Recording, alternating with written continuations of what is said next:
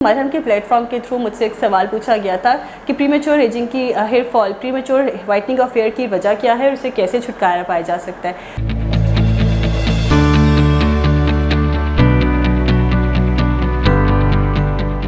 अस्सलाम वालेकुम, मेरा नाम डॉक्टर हुमा सलीम है। मैं कंसल्टेंट डर्मेटोलॉजिस्ट, कॉस्मेटोलॉजिस्ट और लेज़र एक्सपर्ट हूँ। मरहम के प्लेटफॉर्म के थ्रू मुझसे एक सवाल पूछा गया था कि प्रीमेच्योर एजिंग की hair fall, premature whitening of hair की वजह क्या है और उसे कैसे छुटकारा पाया जा सकता है।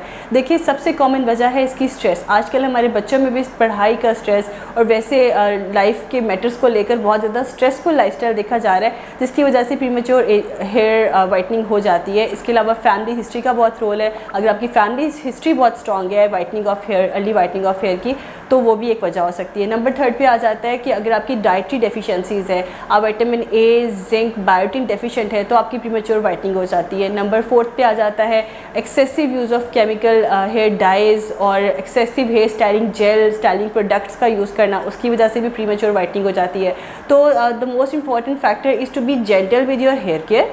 आप केमिकल डाइज, जेल्स का इस्तेमाल कम से कम रखें, अपनी डाइट को बैलेंस्ड रखें। बैलेंस डाइट का मतलब ये है जिसके अंदर हर एलिमेंट एक प्रॉपर प्रोपोर्शन में पाया जाए, जिसमें विटामिन्स हैं, मिनरल्स हैं, कार्ब्स हैं, प्रोटीन्स हैं, फैट्स हैं, ठीक है। और इसके अलावा ये कि अगर आपका आई साइट का इशू है या अगर आपके कोई और मसाइल हैं बालों के या स्किन के, तो आप उसको प्रॉपर्ली कंसल्टेंट से चेक करवाएं ताकि उसको अकॉर्डिंगली ट्रीट किया जा सके।